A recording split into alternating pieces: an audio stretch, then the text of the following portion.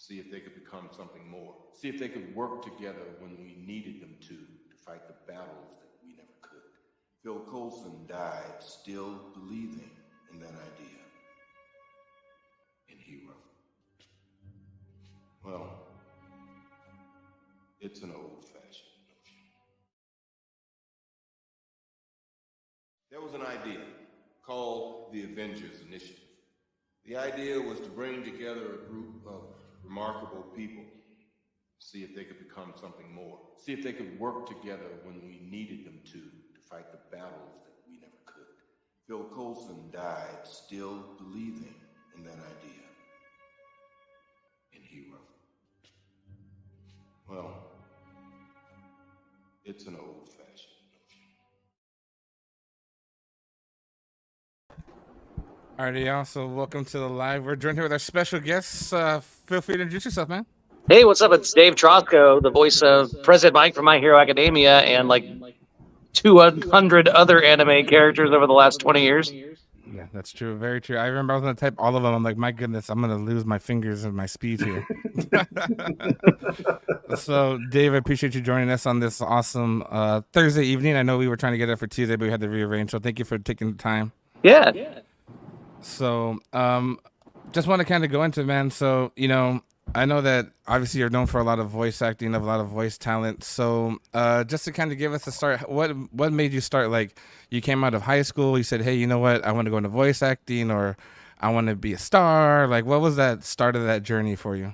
Yeah, so I was in high school when I started. I was, I think it was like 16 or 17. And I always knew I always thought it would be fun to be a voice actor. At an early age, I mean, watched a lot of cartoons. I was always really good at voices too. I mean, I was an actor, so I did a lot of dialects, and I always had a knack for it. And I really only found out about like what it was to be a voice actor when I figured out who Billy West was. And he was like a hero to me because as a kid, because I loved Ren and Stimpy. It was like my favorite show. And Doug and all these shows that I noticed his name constantly popping up in the credits. And I thought, oh, that guy's cool. He gets to do this for a living. How fun would that be to do that for a living? And I never thought that it was like a possibility that I would do it. It was always kind of like a dream. And yeah, when I can't remember, it was like 16 or 17, I went in for an open casting call at Funimation, which at the time was really not much. They had Dragon Ball Z, and I think they had dubbed the new Teenage Mutant Ninja Turtles and a couple of other things. But anime was not, I mean, this was 20 years ago. Anime was not on the scene the way that it is today. And it was an open casting call. I went in, and Sonny Strait was actually the guy that was doing the audition. And he liked what I did, and I remember I got a call back, and the way I found out was my mom came to the high school and wrote a note for me and left it at the office in the front office. And I think it was fourth period. I was in theater class at the time, and I got a call to the office, and I'm like, well, why do I need to go to the office? And I get there, and the lady at the front desk hands me this letter. She goes, your mom dropped this off for you. And it was a small note, and it just said, Dave, with a comma, and then a big long like arrow, you got called back. And I was like, oh my God, I got a call back to be a voice actor. I'm so excited. And I went running down the hallway, and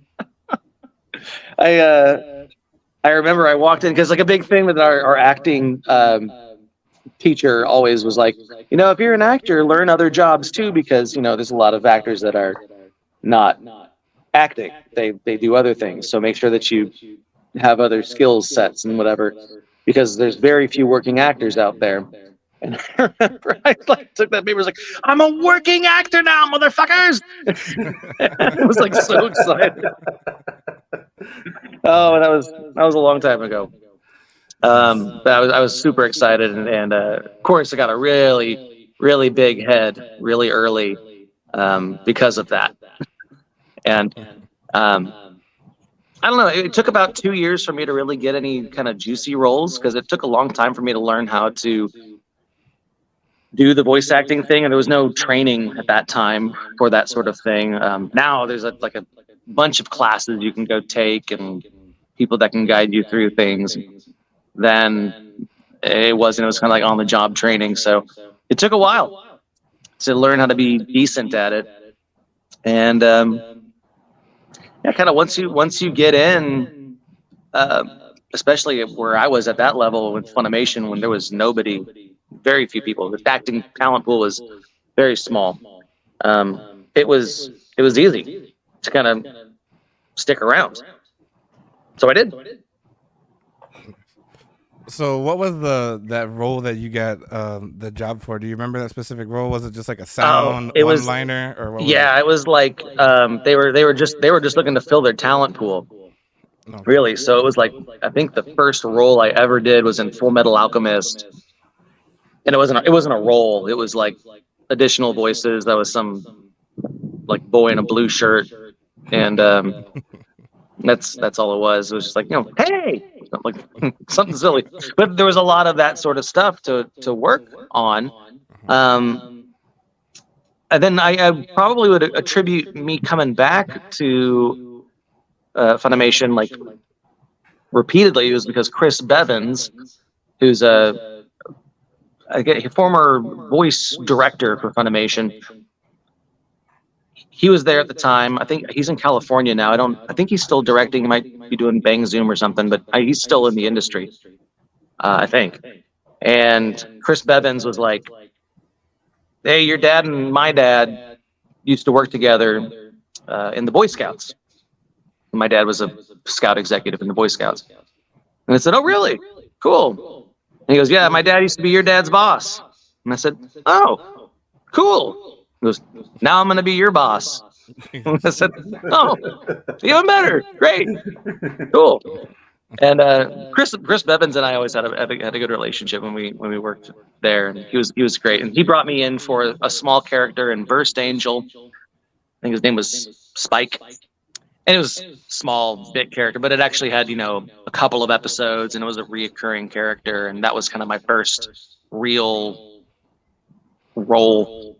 And then I think the biggest first role I got, well, there was two. There was, I played the older brother in Galaxy Railways, which I was super excited about because basically the way that they framed this whole movie was that this pair of brothers, was running this Galaxy Railways, and I was one of the brothers, and I was the older brother, like the cool one.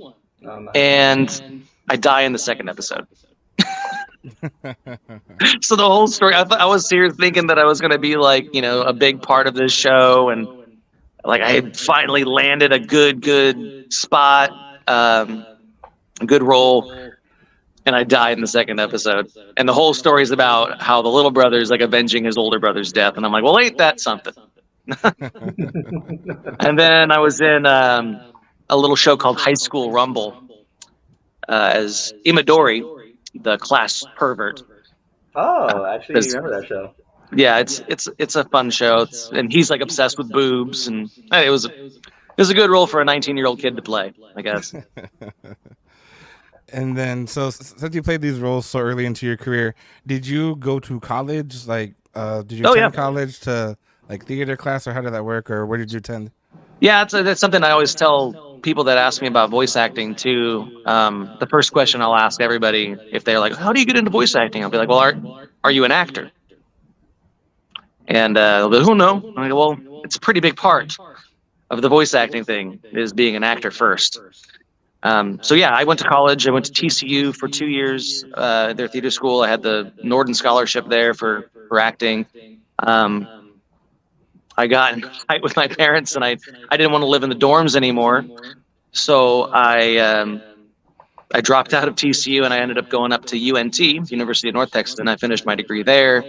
And then I spent some time at TWU up here too, and they offered me a little bit of a scholarship, and I started a master's program with them. But then like halfway through the master's program, one of the professors there was just like, what are you doing here? Like, you need to just go out and work. Like, there's nothing that we can teach you here. You just need to go and whatever. And I'm like, well, what about the credentials? And he's like, you're not going to teach theater anytime soon. If you want to come back, when you're old and grizzled and done with it and done trying, and then come back, and that's when you get your graduate degree. But right now, you're young, you're good looking. Go out, go act, and go into the world. There's nothing that we can do for you here in academia.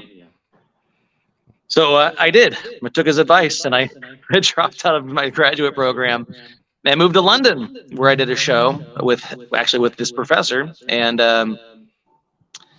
kind of still was doing the voice acting thing all the way through that. I also did some small work as a cowboy gunfighter at Six Flags, just kind of finding acting jobs all over the place. Interesting.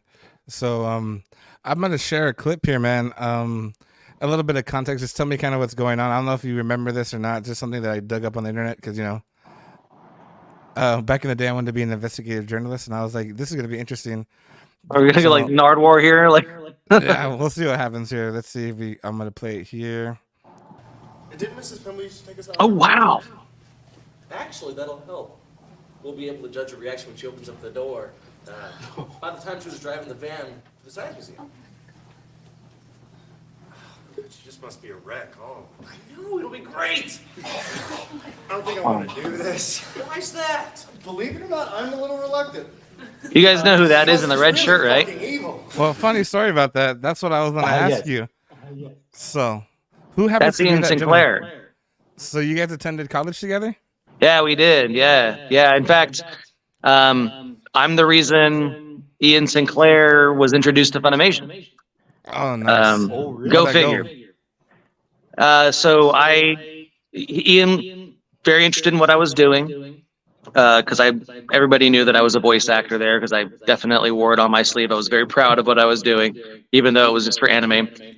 He was into it, and he ended up going to a voice session with me, because back in the day, you could kind of bring your friends to voice sessions if you wanted to. It was kind of open door-ish. I always asked, but I brought him to a session with, it was with Chris Sabat, and introduced Ian, and Ian just kind of watched the session, and then I think he exchanged information with them, and he got brought in to do a small bit role, and then he really sunk his teeth into it, and he's big voice actor now. But yeah, I'm the guy that kind of put my foot in the door for him to come in. There's been a couple of actors that Tia Ballard's another one that I brought into the whole fray too. She was a student in a voice class at UNT, and the professor of that class asked me to come in and talk to the class about being a voice actor and what kind of sort of opportunities there were. And then she said, there's 3 people in this class that are really talented that I think could do a good job, and Tia was one of them. And I said, well, I'll see what I can do, whatever. So we recorded a small voice demo for her. I did it just like we did at Funimation, except we didn't have a recording booth at the college to use, so we just used this storage closet, and I think we used a fake Christmas tree as a pop screen, and we had her do this little voice demo. I ended up handing that demo to Todd Habercorn when he was working at Funimation, and she got brought in for some bit roles, and then there was that. So I've ushered in several. Now, for some reason, they don't cast me in any of their shows to thank me for opening the door for them, but whatever. Water under the bridge. No, That's just cool. so. So you and Ian Sinclair went to school together. So do you remember that particular scene, I guess, or? So funny enough, actually, the professor of that class, PJ Walsh, we just had coffee together this morning, actually, and he had mentioned that video. He said, just watch it again, and just this isn't trying to talk myself up, but he was saying like, you were so effortless, you know, with your acting, and I just loved what you brought to the stage, and everything you did was just natural, and it just came so easy to you. It was just really fun watching you. So watch that scene again, and just see how kind of effortless it is. It just kind of snaps into place. And both me and Ian were kind of similar actors in that element of it just came really easily to both of us, and we were friends at the time. We still are, I guess, acquaintances and friends. We don't really hang out. I mean, I've got a family, and he's in Dallas, and you know, we just don't hang out. You know, you lose friends along the way, but I mean, we were still friendly with each other. But we were in a band together. We played at a burlesque strip club together. He played bass, and I played piano. We were called the Pocket Rockets. And yeah, I think we dated some of the same girls in college. Eskimo bros, as they would call them. But he was a good kid in college, and yeah, we just were really good together on stage. We had a lot of chemistry together. So yeah, that's a fun video. Thanks for pulling that out. That's good to see that one. That was a little bit to undig, man. Yeah, I mean that's a hard one to find. I know it's on PJ Walsh's YouTube, which I just did a show with PJ Walsh in Fort Worth. It's a one-man show called Pleading Infinity. It's the first time I really did like real theater in a long time. I did Little Shop of Horrors last summer, but it didn't really count. I played the dentist. You played the dentist? Yeah, it was a blast. It was a bucket bucket list role that I've always wanted to play. And I just had the opportunity to do it, and went in and killed it. And then I got killed. You didn't have highlights of that, Jay? Have you seen Little Shop of Horrors, Jay? Yeah, I have. Really good. All right. It's such a fun role to play too. I mean, I'd love to go play Seymour once. That'd be another fun role. But the dentist, if you're just gonna pop in and do a show, the dentist is a blast. Great. That's true. So, so out of all the roles that you've had, what are some unique challenges that have presented themselves when it comes to some of the projects you've done? Well, that's a little bit of a loaded question, man, because like I don't like acting roles. I can't really think of any like real challenges. Voice acting's, once you get the hang of it, it's pretty easy. It's hard to get the hang of it, so I guess that's a challenge. You know, getting used to the sound of your own voice and not hating it. I would say some of the challenges definitely came. The biggest challenge, honestly, it was 2020, and finally getting a lot of notoriety and fame with the President Mike character, because while I have been doing this for a while, and a couple of people knew my name, I really was like low on the radar. Like I didn't have any really big breakout roles. I really didn't. I had a couple of roles that everybody recognized, but I didn't have any like huge leading roles that people were like, oh, that's the Dave Trosko, like the ilk of like Chris Sabat, or even Ian Sinclair now. Like he's got some big, huge roles in some big, huge shows.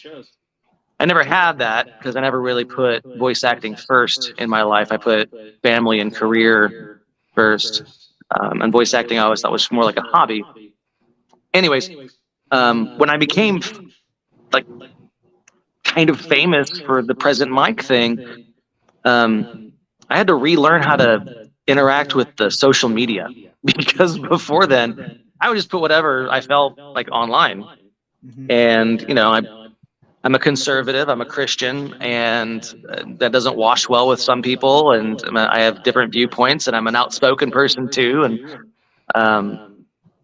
I had to like realize like, oh, don't say those sorts of things on Twitter. People get upset. Or, even if you said something that you thought was funny and was like, it was totally meant as a joke or something like that, and somebody can take it the wrong way. And I had never experienced that before.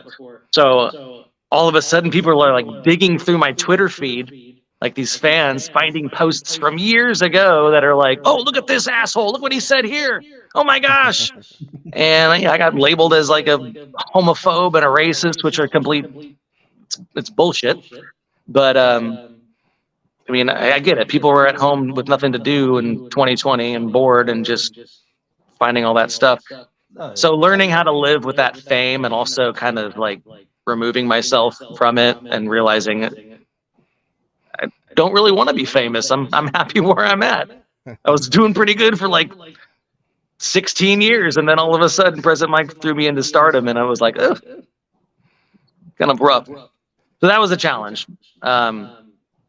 Technically, however, like as far as voice acting goes, the hardest thing was doing Present Mike in was it season 2 or 3? There's a scene where he's fighting 2 students and he has to use his voice. Oh yes, I remember. And it's like it's really, I think, one of the only times we see Present Mike using his voice as a weapon. But not the only time, but I mean, like one of the few times. And there was like a 20-second scream. Oh, there was several screams. There was like a couple 12-second ones. There was a 16-second one, and then there was a big like 20-second one where it's at the very end. Yeah, he just goes.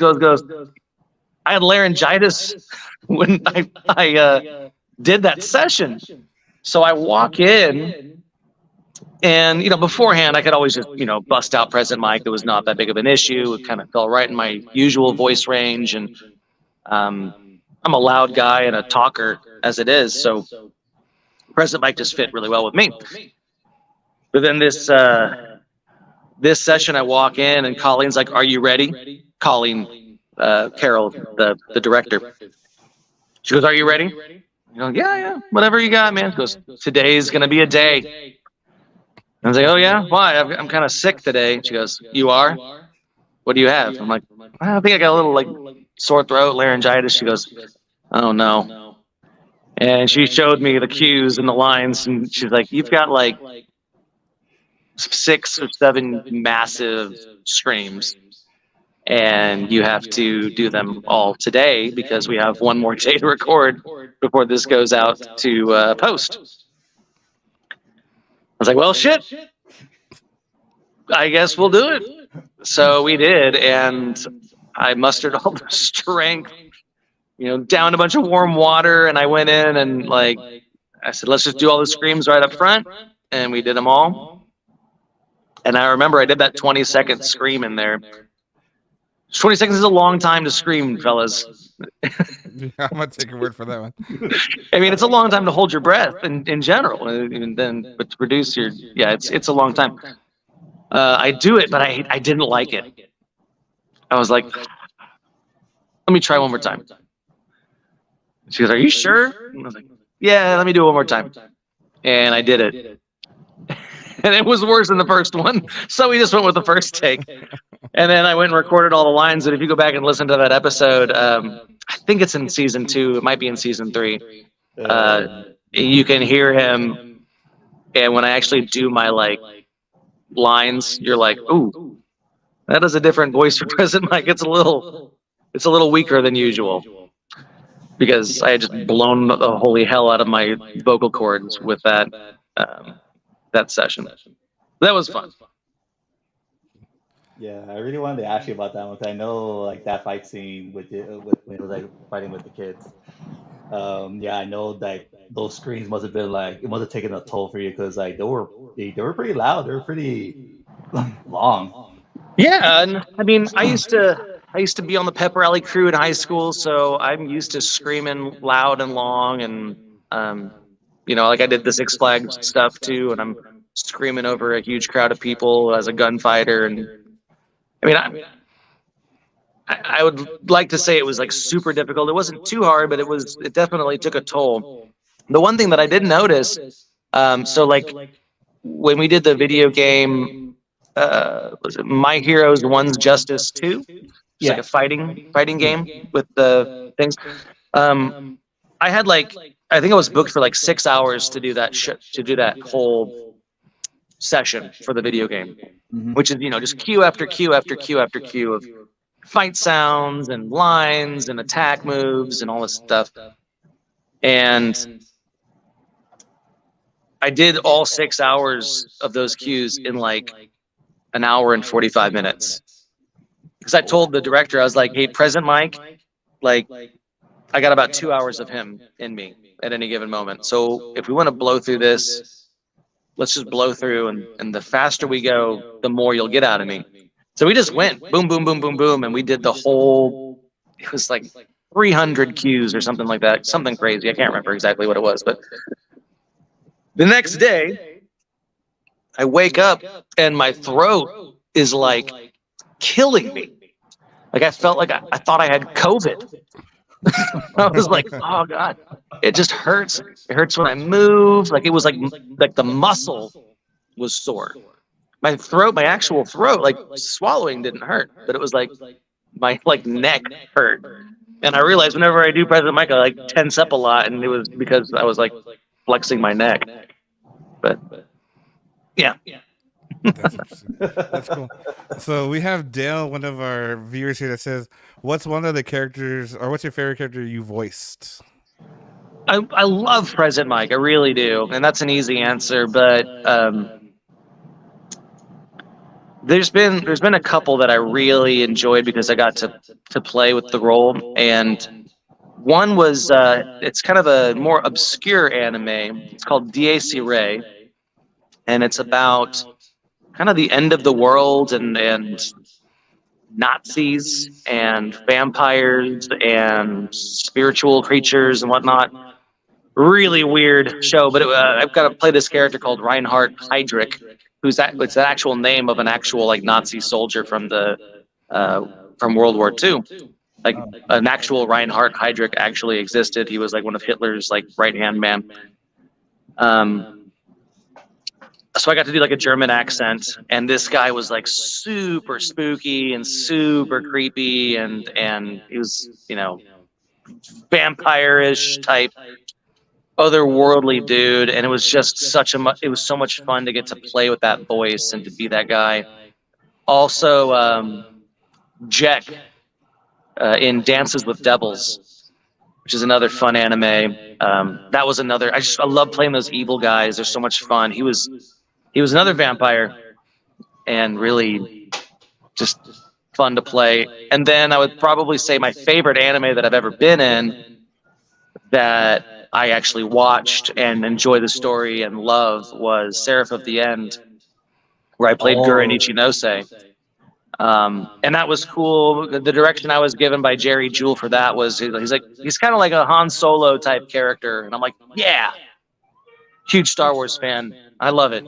Bring it on. So that's kind of how he was played. Can you guys hear those sirens? Something's going on down here. Yeah, I'm hearing that. We live by the fire department, so at least that's good. Yeah, that's true. Live interview. That's awesome.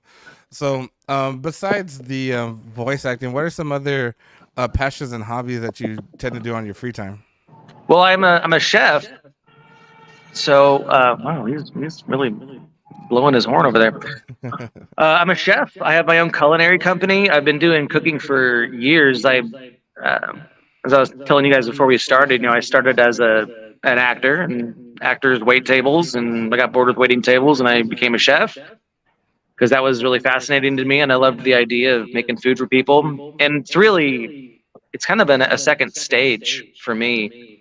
I love like the instant gratification you get when you cook something for someone and they eat it and they respond and they're like, "Oh, this is so good." And it's kind of like a performance, where people like respond to your performance, they respond to your cooking. And it was, I guess, kind of like something that it was fun to be good at something that a lot of people aren't good at.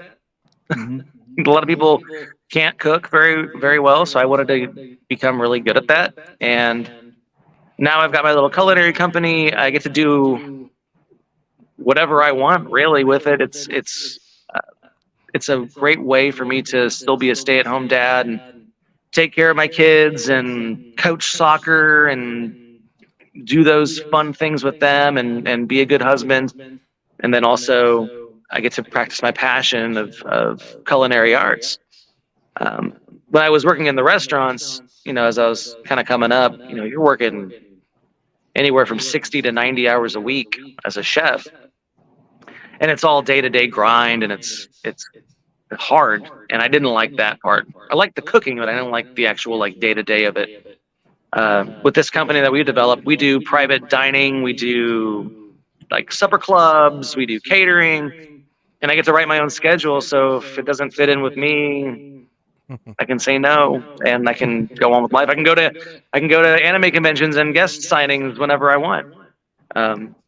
So it's been cool. God's really blessed us with this opportunity for me to do what I like doing and still make a little bit of money doing it, and being able to take care of my family in the process. Very cool. So we have Danny in the comments. Danny is actually the owner of the RGV Sports Show you're going to attend. Oh, So rock he's and just roll. saying, Hey, Danny. looking forward to having you at the RGV. He's got you there. He's got Kane. I don't know if you're familiar with the mayor. Wait, So like the wrestler? yeah, Yeah. wrestler, bro. Kane.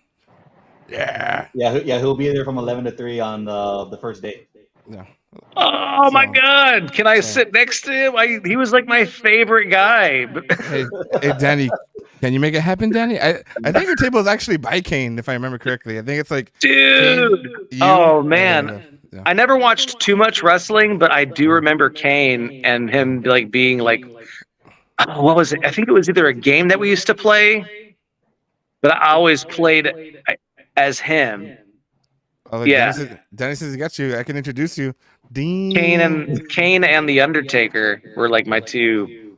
Everybody else was like into Stone Cold Steve Austin and stuff like that, and I was like Diamond Dallas Page and all them. I liked the like the Attitude creepy- Era. yeah. Yeah, for sure. Yeah, so it's gonna be you, Kane. There's a Turbo Ranger, Blake Forrester, and a Dallas Cowboy lineman that's there. Oh, who's the Dallas Cowboy? I want to know who that is. Let's see. Danny, I I'm know- really I bad know at the- this. I know the Dallas Cowboys will be there on Sunday. He's not gonna be there Saturday, but he'll be there Sunday. Okay. Right. Let's see if Danny can throw me a corner here real quick while I pull up the flyer. It's been a Yeah, I'm minute. literally looking That's for- awesome. Yeah. Well, I'm a Cowboys fan too, so that works. It's Jim Jeffcoat. Jim Jeffcoat. All right. Well, that one's over my head. Yeah, he's from the '90s Super Bowl team. There you go, Jeffcoat. There you go, Jimmy Jeffcoat. Whatever. Potato. I wasn't watching football in the '90s. I was watching Ren and Stimpy. Yeah. What's it called? He also had brought in before he passed away, Marion Barber and so forth from then too. Oh yeah. So yeah. So Danny's really big on the sports culture there. He does a lot of good events there, man. And I think it's been a while since you've done an event, right? Correct me if I'm wrong. Yeah, I don't do many. I'm kind of like Bigfoot. Like you gotta catch me when you catch me. I've done a couple of signings at a random little place up here in Denton. I used to go to a couple of shows. I went to more shows when I was directing and more like involved with Funimation. But I don't know if that's part of like the 2020 canceling of Dave Trosko. If that's like the remnants of that. But I really don't mind. But I kind of like being obscure and not going to like a convention every single week and just like over polluting the I don't know, the world with my signature. It's actually worth more, I think. Yeah, that's. I mean, you're not wrong. Yeah, if you catch a wild Dave Trosko in public, man. So I used to have a My Hero Academia shirt that I would wear, and it's like one of the shirts from UA. It just looks like it's almost like a cosplay shirt, and I would wear it to places in Denton, not for any reason other than just it was a shirt that fit me. But several times when I'd be wearing that, someone would come and be like, "Hey, nice shirt, man." And I'd be like, "Oh, you watched the show?" And I'm like, "Yeah." I'd be like, "Cool. I do voices for the show." "Oh, no way. Who are you?" I'm the voice of President Mike. "Oh my God, he's like my favorite character." "Cool. Do you want me to like sign something?" And they're like, yeah. And they're like, like, "Here's my baby." Like, How Or many just- babies have you signed? two babies. Oh, there you go. Interesting. Two babies. I was totally joking about that. Interesting. I mean, it was a very polite way of signing baby. It was much. It was like on their little arm, you know. It wasn't like here I'm gonna write on your face, baby. Yeah, it was just more out of fun than anything. But yeah, those are the fun things. I love meeting fans like in real life, and I've met several of them. It's much more intimate and it's cooler. And then it's fun to also like I'll give them my information. Like, yeah, they want to take a picture with me, of course. Yeah, sure, take a picture with me, and we'll take a picture. And I'll end up like be combing through my Instagram or something, and I'll be like, oh, hey, look, there's that person, and then there's that picture of me that we took at the liquor store while I was buying tequila for tonight. You know, so that sort of stuff is always is fun, and I love interacting with fans. They're great. That's awesome. That's awesome. I know we got a lot of people looking forward to it. So, speaking about a little bit of your backstory. So, I pulled some pictures off the internet on top of that video, right? Oh, okay. So I'm gonna pull up these pictures, man. We like to call this segment like snapshot stories. So I'm gonna pull up the picture. Just give us some context of what's going on, and I promise it's nothing too bad. Just FYI. Oh, okay. Well, yeah, sure. nothing horrible, but just fill us in on what's going on in the background and all that good stuff. Okay. Sure. So this will be the first one here. Oh, all right. So that was May 4th. May the 4th be with you. My nickname at the restaurant was the Kitchen Jedi because I had a boss that was just really, really impressed with my abilities and my talents. And he's like, you can do anything, man. You're like a freaking Jedi. And you can like train the Padawans in this kitchen to be awesome. And I was like, yeah, I like that. Obviously, as I mentioned, Star Wars fan. So, of course, I had to bring my lightsaber to work. And that's me in front of my pizza oven. And that was a great day. That was a fun day. You can probably go on my Facebook and see the pictures of the Star Wars pizzas that I made. I made like a Yoda pizza and a Darth Vader pizza, a BB-8 pizza, like some pizza art, man. That's cool. I have to ask you, who's your favorite Star Wars character? Like from all of them, like who would be your favorite? Cad Bane. You know how it ended for him, right? No, I'm just kidding. Not good. No, I Cad Bane was really cool. I loved him in the Book of Boba Fett, and that's really like I think it was just the actor or the character altogether, but that character just was like he was so cool. But like as far as like main Star Wars folks that people actually know that don't follow like deep into Star Wars, man, that's a hard one. That's really hard. I don't know. Darth Vader's pretty fucking cool. It's true facts. So. I don't know. Yeah, I'm really not a huge fan of Obi-Wan. I think he's kind of a blowhard. This guy, bro. Oh my god! Dreams, bro? Oh my fucking god! You've made my day. You made my day right now. Qui-Gon. Well, Qui-Gon was right there too. I liked the random, like, I don't remember what kind of species they were. I'm not that big of a nerd, but the guys that like in the beginning of episode 1, the kind of noseless alien-looking guys that had like a Japanese accent. Yeah. Which I don't like. Why did they choose the Japanese accent for these guys that were like holding a trade embargo against the Naboo? Like that's kind of racist. But those guys are silly and fun. And I'm sorry, like I liked Jar Jar Binks. Like the guy didn't do anything wrong. He was silly. Jar Jar Binks is best Sith Lord. Right. Well, what up, Chris? What's going on? Watto was a fun character. Oh, I really hated Sebulba. No one likes. Why? I don't know why I'm just like going all towards like episode 1, but episode 1 was a big deal for. I'm 37, so episode 1 was a big deal for me because it was I guess. When did Return of the Jedi come out? Return. Is that 86 or 89? I want to say it was 89, but I'm not 100% sure, man. Yeah, so I would have been 3 years old in 1989, so I didn't really know that movie coming out. But when episode 1 came out, that was huge. I mean, I was in 7th grade. I knew what was going on. I was in band. I played the clarinet, and I remember we played Duel of the Fates and a couple of the new Star Wars songs. I mean, it was a big deal for me. So I guess episode 1 has a special place in my heart. But I mean, my favorite's Return of the Jedi and Rogue One. Love Rogue One. Actually, screw that. I love it all. I really do. And I get so upset. I'm sorry we're going down a Star Wars rabbit hole here when this is probably supposed to be about anime. Hey, bro, But here's the thing. I posted something about this a while back. It was after I watched and cried through the ending of The Rise of Skywalker. And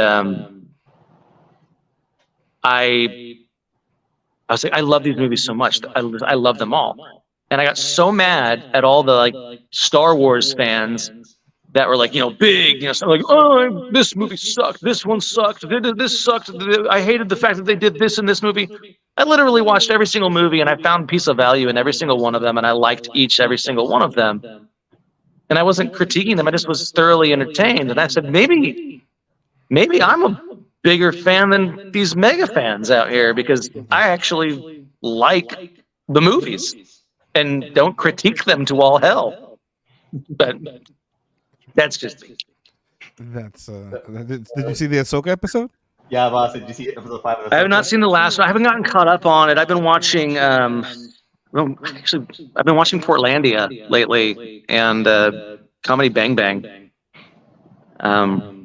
Kind of got sucked into those. I got sucked into Dexter. I never finished Dexter. So I finished all of Dexter too. And I don't have too much time to watch TV. I just watch it at night, and usually I fall asleep, so I have to rewatch. But I have not. I think I watched the first 3 episodes of Ahsoka, and to be honest, not my favorite character. Not really. Not a big fan. I don't know. She's cool. I think what it is, and this is a really stupid thing to say because it is Star Wars, but she just looks so fake. I just can't. I don't buy into the character. Like I know Cad Bane, like obviously fake, but I believed him. Like Ahsoka, I'm like, what's that thing on your head, man? Like it looks fake. That's hilarious. I don't know. I never got into her as a character anyways, even in the Mandalorian stuff, which loved the Mandalorian, every single piece of that, and cried when Luke showed up at the end and took Grogu, and I just that was emotional. Like I'm sitting here, 37-year-old dude freaking crying over a movie about imaginary characters and a CGI Luke Skywalker. That's awesome because I'm gonna let that comment slip about Obi-Wan, bro. That's my boy. Is he your guy? You like Obi-Wan? I'm actually I'm a Qui-Gon guy, but I mean Obi-Wan's good too. Bro, I figured you for a Mace Windu. I mean I like talking shit. BMF, bro, bad motherfucker. Pulp Fiction all the way. Does he look like a bitch? Exactly. So I'm not gonna lie to you, Dave. You made my day right now. When you said that, you made my day. I'm gonna hear that shit from Jay for the rest of my fucking life. Oh yeah. Dude. Oh no, I'm sorry. You're good. No, hey, Alec Guinness is a hero of mine. He's a phenomenal actor, and as a person that's done Shakespeare a lot, like that dude was awesome. And I would say Ewan McGregor's performance is so awesome because he really actually, I don't know if it's just natural, but I like if you compare the two voices, like if you go back and watch it, as a voice actor, obviously and director, I hear voices very well. He's got the cadence down. He's really, he's all there. He sounds like Alec Guinness. When he doesn't. So I would say that performance-wise, it's beautiful. Character-wise, I don't know. Yeah, you're good, bro. We're all entitled to opinions. Some are wrong. No, I'm just fucking with you. Yeah, I'm just fucking with you. Like the guy who cast what is his name? Hayden Anakin. Yeah, Hayden Christensen. Yeah. Hayden Christensen. Yeah, the guy who cast Hayden Christensen as Anakin. He was wrong. You need to see the YouTube video called Obi-Wan Has PTSD. It'll make you tear up. My goodness. Okay. We're gonna have to check that out. So, as we're talking about the snapshots, man, what's going on this one over here? So that was the day I premiered my culinary company. We were at an event at a Lexus dealership, and I was catering in. We had a bunch of different food stands, and mine was one of them. And I brought 2 dishes. The first dish is kind of a dish that I invented and I'm kind of known for now. It is a chilled ceviche gyoza. So if you're familiar with gyoza, it's the Japanese dumpling, usually stuffed with like pork, chicken, vegetables, and then deep fried, or maybe it's steamed. This one is stuffed with ceviche, like, raw fish, and steamed lightly, and it's served with a couple of different sauces. It's amazing. It tastes amazing, and it's like true like Asian Mexican cuisine, which I love. Kind of combining the two. I love both of those cuisines. The other dish that I brought was a pork belly taco with crickets on it, and it was funny just wigging out all these like rich muckety mucks that were at this event, and then they're eating. I fed them bugs, and most of them were like, "Is this good for you?" And I'm like, "Yeah, it's got like a biotin in it. It's got a lot of protein." I'm like, "Oh, I like that. I like it. It's sustainable too." They'd eat their tacos. It was fun, and that was this event. Yeah. And this was me probably at the beginning, just acting goofy. That's awesome. And then we have this one here. The guy was at one of the last conventions I did in Alabama. Really cool folks. A lot of these, so for a while I was doing these My Hero Academia conventions with this particular group. I don't know what happened. I must have done something wrong because they stopped inviting me. Maybe it was this picture. But I would actually get on the microphone, because like conventions, they'll announce like there's a panel in room 2B with voice actor goes through this. I was like, hey, since this is a My Hero Academia convention, why don't you hand me the microphone and I'll do like all the announcements, like we're at UA High, and I'll be like President Mike doing all the announcements. People loved it. It was great. Anyways, this guy came in with this car that's like a whole My Hero Academia car. And I said, I got to get a picture of me in that. And he goes, yeah, cool, let's do it. So I get in, and of course, the first thing I do is I lay on the horn.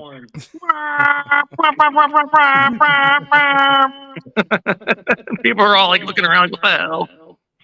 And he took a picture of me screaming, yeah, out the window. Really loud.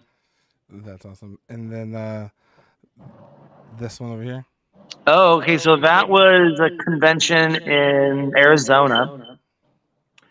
I went to that convention for free just because I wanted to go back to Phoenix. I lived in Phoenix for about 1.5 years when I was younger. And I was just like, hey, I'll come for free. I just want a free trip to Arizona. So pay for my plane ticket and my room, and I'll sign autographs at your convention. And this is when I was directing a show called My First Girlfriend is a Gal, which is a hilarious show. We got in a lot of trouble for that show because it was so funny. My sense of humor is not the same as everyone else's. But that's what that shirt is. That shirt says I Heart Gals on it. And it was from that show, My First Girlfriend is a Gal. My First Girlfriend is a Gal is probably my favorite show I ever directed. We got in trouble because we strayed from the script and the translation so much, because in Japan it was designed as like a pop culture reference show, so there's a lot of different references in there. So I did pop culture references too, except I made it more for the American palate and and not the Japanese palette. So we've got like, because a guy does a Yoda impersonation in it at one point. Like there's a bunch of like American Pie jokes in there. My first girlfriend is a gal is about this this kid who like wants to get his first kiss, and he's in high school, and he ends up dating like the hot chick, and come to find out she's not as confident as he thinks she is, and whatever. It's a coming of age story, but it's got a lot of boobs and butts in it and wiener jokes. So definitely worth a view if you're interested in that sort of thing. I had to check it out. That's it. And then here. Okay, that is in Irving, Texas. That was. So I was going to this convention, and I had just gotten there. That was probably like a Friday night. It looks like it's dark in the back. The convention was a Saturday, Sunday thing. And I see this group of My Hero cosplayers, and I was like, oh, hey, what's up? And they're like, oh, who's this like weird 30-year-old guy talking to these teenagers? And I said, I love your cosplay. I'm in the show. And they're like, oh, who do you voice?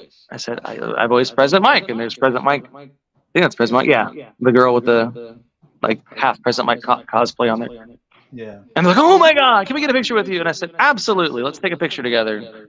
And so I screamed, yeah, really, really loud, and we took a picture.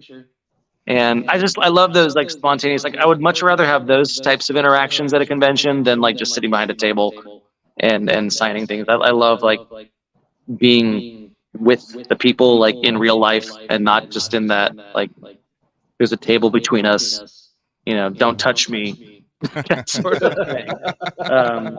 I like being more accessible because that's who I am. Like I'm really like I never bought into the stardom of what we do. I would go to these conventions and get treated like royalty, and then go home and take out the trash and clean poopy diapers and pick up dog poop in the backyard, like life full of poop, and not stardom. So I don't know. I never bought into the whole I'm famous thing, and but they don't know that. They thought it was great getting to meet me, and I thought it was cooler meeting them. Honestly, they're probably cooler than I am. That's cool. And then I just got a couple more. So then this one looks like you're having a packed house there, man. Oh wow, yeah. So that was another convention. I think that was in Irving too. That was the Dave Trosko panel, and I love panels where I just get to answer questions and kind of open it up to the audience. It was a really great audience. And there's actually a TikTok video, I think, of me in this particular panel where they asked me to like do the longest scream that I could do. And I think I almost hit like 26 or 28 seconds of a yeah scream for them. And they just went nuts. So at the very end, of course, we had to take this really cool picture. That's a cool picture. That needs to be like my Facebook wall picture or something like that. Hey, I got you, man. I'll email it to you. I got you. Thanks. What's it called? And then this is going to be the last one here that I kind of popped out. So. Oh, wow. So that is me. I'm in the military gown there. I did not beat up that guy. I promise. This was a production of Oedipus, the King. And that actor there on the ground, his name is David Jeremiah. I think he's in jail now. Interesting. I don't know what he did. But I don't know whatever happened to him. And yeah, he played Oedipus. So that's Oedipus with his eyes gouged out. And I played Creon, the king who comes and takes over. And kind of this military-esque type role. And I had my voice for that character was a lot like, I'm probably really dating myself. Have you ever watched Dr. Strangelove or How I Loved the Bomb and Stop Worrying? Or How I Learned to Stop Worrying and Love the Bomb? You guys know that movie, Dr. Strangelove? No. George C. Scott is an actor in that, and George C. Scott's a incredible actor from way back when. Played Scrooge. But I did like a voice like his, like it's like a southern like deep military type guy voice, That was a fun role to play. And we did that was a play here in Dallas, yeah. That concludes the pictures I was able to dig up, man. So That's a lot of cool pictures to dig up, man. I didn't know I had that many pictures out there online. What's funny is a lot of people, like, I look a lot different. I have alopecia, so like all of my facial hair fell out. So I used to be able to grow beards and mustaches and eyebrows, but I can't do that anymore. That happened when I was like 26. Yeah. So I look a lot different these days. And plus I like gained weight and I'm older, but I look a lot different than I used to look. this is my Way back coworker when. here. My coworker said my favorite pod. Must Aw. be nice. He should be working. Thanks, man. Dave. Suck it up to you, dude. Another David. So A lot of Davids. Good name. Good name. But yeah, no. So I think it's just crazy. So your journey started off with you in high school, then progressing that way into cooking. So when it comes to what you're doing now, what's something that kind of like gave you that big interest into the culinary journey? Like, you started off, you talked about it, being an actor, you do the cooking and stuff. So what kind of made you want to start your own company? I'll be a little bit more specific on that question. Yeah, I mean, I wanted to be able to have the freedom that it provided for sure. I've always wanted to just start something. I've never been a good employee. I never liked working for other people. I guess I can play well with others as long as they're playing by my rules. So I had to invent my own company. I don't know. That's probably too far. But the big thing with culinary, with the interest for me, I enjoyed problem solving and cracking the code. And when you crack the code culinarily on some of your favorite dishes, so what's y'all's favorite thing to go eat? Like if you were to go out and eat, I know there's probably a ton of things you love to go eat, but like if there's something that you could learn to make perfectly, so you would never have to go out to this place ever again. What? Like, Jay, what for do you got, me- Jay? Like for me, it's for me, like I would like to learn how to make like a good steak, like something like very Like what? like a very good steak. Like a very good steak. Well, that's like- not hard. You throw that on a grill, you sear it up. No, yeah, but like Good. But like, I don't know. There's nothing more satisfying like cracking like Panda Express orange chicken. Like you knew how to make that at home from scratch. That's a fun. That's an achievement. It's accomplishment, and it's satisfying to know. I don't have to go out for this anymore. I can just make it here at home better. That is I like cracking the codes on food. Because it was kind of magic to me as a kid, growing up. There was some things that my parents just didn't make at home. My parents never made fried chicken at home. We always went out to eat it. We never made sushi at home. We always went out to eat that sort of stuff. But when you could actually make it at home and it tastes just as good, if not better, than what you order out, I think that's part of the satisfying thing of the culinary realm. So Saving money. I know we talked about this off camera, but what's like your go-to meal? Like, you have an upset, wife and kids, and I know I can do this dish. It'll get me out of the doghouse. This is my go-to save my life dish. Do you want to share what that is? Like the go-to save my life dish is a little bit different than my go-to guilty pleasure dish, which we mentioned before when we were talking before we went live, which was cheese quesadilla smothered in ketchup. Sounds so gross, but I'm telling you, go try it. It's great. You'll love it. I know you guys are probably going to go home tonight and just fry up a little tortilla with some cheddar cheese and dip it in some ketchup and be like, all right, let's see what this is all about. You're not lying. I'm actually thinking about it. Pizza is my lifeblood. Like, I love pizza of all types.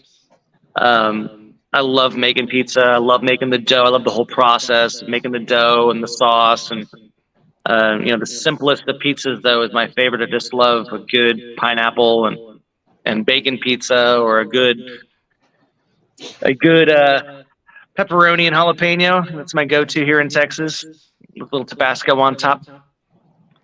If the wife is upset, her favorite thing that I make is she's a meat and potatoes girl. So she loves it when I do like a pot roast. Sounds really, gauche, but it's pretty damn good when I do it. Or a beef bourguignon or something like rich and hearty. Fish tacos are a lot of fun too. She loves those. Oh, and like if I had to eat a food for the rest of my life, this is going to sound really crazy. Chicken Caesar salad, man. But it has to be my Caesar dressing. Because I make the best Caesar dressing. You make your Yeah, own? try that. Oh, yeah. Totally. Sorry, my fingers on the... Wait, there we go. Dude, so- Yeah, I make my own. It's got the anchovies in it, the raw egg, all that good stuff. It's so satisfying. And a good Caesar salad or a Caesar salad wrap. You sell that in a bottle? I need to try that. Right? Yeah, maybe I'll bring some on my way down in a couple weeks. I Well, never, I never we'll seen, go to you guys just take me to the grocery store. We'll whip up a batch.